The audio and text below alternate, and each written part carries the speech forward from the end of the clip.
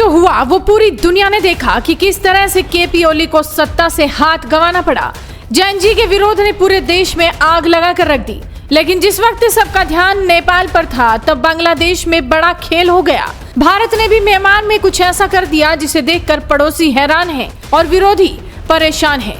दरअसल अमेरिका का C-17 military aircraft अचानक बांग्लादेश में उतरा है। अमेरिका के इस मिलिट्री एयरक्राफ्ट में 120 सैनिक थे जिन्हें म्यांमार की सीमा से थोड़ा दूर बांग्लादेश के चिटगोंग में शाह अमानत अंतर्राष्ट्रीय हवाई अड्डे पर उतारा गया। लेकिन आप ये जानकर हैरान हो जाएंगे कि लगभग उसी वक्त भारत ने भी अपने 120 सैनिकों को म्यांमार में उतार दिया। अमेरिकी सेना का चुपचाप बांग्लादेश में आना भारत के लिए चिंता का विषय है, लेकिन भारत भी एक्शन मोड में आ गया है। भारत ने भी घेराबंदी शुरू कर दी है। आपको बता दें कि भारत के पड़ोसी देशों का इस्तेमाल लगातार एक खतरनाक लेबोरेटरी की तरह हो रहा है ताकि भारत को हमेशा अस्थिर रखा जाए। ऐसे में भारत भी लगातार इन खतरनाक चुनौतियों का सामना कर रहा है और पूरी तरह से इनका जवाब भी दे रहा है। बहरहाल सवाल है कि अमेरिकी सेना अचानक बांग्लादेश क्यों पहुंची है और क्यों भारत ने अपने सैनिक म्यांमार में भेज दिए हैं। दरअसल अपने तख्ता पलट से पहले शेख हसीना ने जिस बात का डर जताया था वो अब बांग्लादेश में होनी शुरू हो गई है। शेख हसीना ने बताया था कि अमेरिका चिटगोंग और म्यांमार के कुछ इलाकों को लेकर एक नया देश बनाने की कोशिश कर रहा है। अमेरिका इस नए इलाके में अपना मिलिट्री बेस बनाना चाहता है ताकि वो इस इलाके में बैठकर भारत और चीन दोनों पर नजर रख सके। शेख हसीना ने अमेरिका को ये करने से रोक दिया था, लेकिन उसके बाद उनकी क्या हालत हुई वो दुनिया ने देख लिया। ऐसे में बांग्लादेश में तख्ता पलट कराने के बाद अमेरिकी डीप स्टेट अपने प्लान के दूसरे स्टेज में आ गया है। अमेरिका बांग्लादेश में पैर जमाने के साथ साथ म्यांमार में भी एक बड़ा ऑपरेशन करने की तैयारी कर रहा है। अमेरिका की नजर म्यांमार पर इसलिए है क्योंकि म्यांमार के पास वही खजाना है जो बलूचिस्तान के पास है। इसीलिए इस खजाने को लूटने के लिए अमेरिका म्यांमार की सीमा के पास चिटगोंग पहुंच गया है।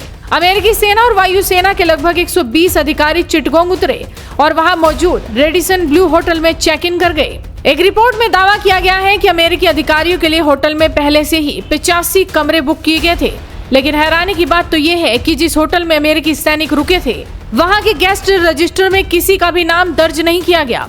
यानी इस खबर को छुपाने की पूरी तैयारी की गई थी कि अमेरिकी सैनिक बांग्लादेश पहुंचे हैं। लेकिन जब खबर सामने आई तो अमेरिका ने कहा कि हम तो बांग्लादेश की सेना के साथ मिलिट्री एक्सरसाइज करने आए हैं। बताइए, जिस बांग्लादेश के साथ अमेरिकी सेना ने मिलिट्री एक्सरसाइज को कभी भाव नहीं दिया, उसी बांग्लादेश में अमेरिकी सेना ने अपना इतना बड़ा ग्रुप भेज दिया। अचानक अमेरिका को बांग्लादेश की सेना के साथ मिलिट्री एक्सरसाइज करने की क्या जरूरत पड़ गई?